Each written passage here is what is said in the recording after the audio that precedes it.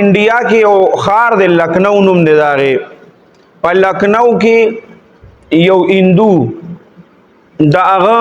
نول کشور نومو دا هندو نومو هغه منشي باندې مشهور منشي نول کشور دا هغه نومو دا هغه دا پرنټینګ پریس ني پرنټینګ پریس هغه ته وایي چې دا کمی کې دا کتابونه چاپ کیږي دا قرآن پکې چاپ کیږي دا سیزونه پکې چاپ کیږي نو هغه چونکه په 1836 کې پیدا شوی او په 1895 96 کې هغه بیا مړ شوی نو هغه ټیم کې چې به دا کتابونه چاپ کېدل هغه ټیم د مسلمانانو دا علمي دغه شو دا ډیر زیاتو نو هغه به ډیر کار شي راته نو هغه د مسلمانانو راته د اسلامي کتابونو براته او زیات کار شو هغه د قرآن د چاپ کولو راته نو هغه ټیم کې چې به دا قرآنونه او دا کتابونه دا سیزونه به چاپ کېدل نو د دې به خپل کاڼیو هغه لیکل چې کوم دی په سایه باندې اول به په هغې دغه کړه او بیا به یو زیړ کاغذو نو هغه کاڼي به بیا په هغې باندې هغه کاغذ به په هغې باندې ولګو نو هغه لیکل به په هغې باندې راغله نو چونکې هغه لیکل څه ناسې چې او هغه صحیح هغه به په هغه کاڼو باندې پاتې شوه نو د چې به کله اسلامي کتابونه او یا قرآن چاپ کو نو د هغې دپاره د مسلمانان ساتلیو او مسلمانانو ته به وی چې تاسو به خپل صفا سوترا غسل کوي چې کله قرآن چاپ کوي او صفا سوترا او دس کې به ودرېږي دا قرآن به الګ بیا چاپ کوي او د اسلامي کتابونو به چاپ کوي او باقاعده د اسلامي کتابونو او دا قرآن چې به چاپ کوو نو د دې لپاره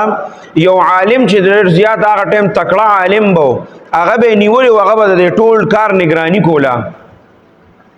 او بیا چې کله به دا قرآن په هغه کاغذونو باندې چاپ کو یا د اسلامي کتابونو به په کاغذونو باندې چاپ کړو نو بیا به داسې کار وشو چې دی خپلو کسانو ته به ووایي چې دا نور کتابونه یو څه بل څه چې به چاپ کړو بس هغه خو بیا هغه کاڼي اکه ځای کې ووینځل بار هغه بس اوبه به توی شوې په نالۍ کې یا پسه کې به هغه اوبه لاړې دې منشي نول کشور چې و نو دا هغه خپل پرنټینګ پریس چې څومره کسان و هغې ته ویلو چې کله تاسو اسلامي کتابونه چاپ کې یا قرآن چاپ کې نو تاسو چې د دې دا کاڼي ووینځئ نو دا اوبه به تاسو په دغه کې منګو کې به جمع کوئ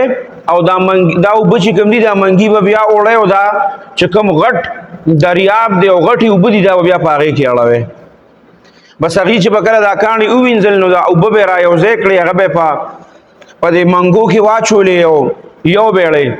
چې کله به یې یوړې هلته په غټ دریاب کې به یې اوبه واړولې په کومې چې به د اسلامي کتابونو دا کاڼي وینځلي د قرآن دا کاڼي وینځلي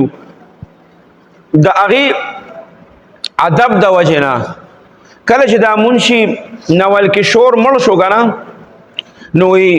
د دن وسي یو کس خبره کوله چې زه بیا د دن وسي سره میلو شوم چونکې دا د خپلې ځای ډېر مشهور کس او د مسلمانانو هم ورسره تعلق و د کافرانو هندوانو هم ورسره تعلق و ځکه هر قسمه کتابونه به یې چاپ کول نو ما ورته وی چې ستا نیکه چې هغه خو به داسې چل کو داسې چل به کوي ما ته وایي چې او که نه ما ته خپل والد صاحب دا خبره کوله چې کله هغه مړ شو نو دا هندوان چې دي چې مړه شي که نه نو داسې ډېر خشاک را جمع کړي په هغې باندې تیل او غوړي مړي واچي ډېر زیاته او دا مړی چې کوم دی دا پې سملی د پاسه د پاسه هم لرګي کېدي اور ورته بل کړي او بس هغه مړی پکې خپل وسوځي ټول نو دا اوس الله دې په خپل عذاب کې په دنیا کې مبتلا کړي دي ځکه چې په قیامت پر ورځ خو چې کوم دی نو الله عذاب ورکړي نو هم به جهنم ته انسان ورغورځوي هغې کې به هم اوري نو وایي کله چې دا منشي نول کشور چې دی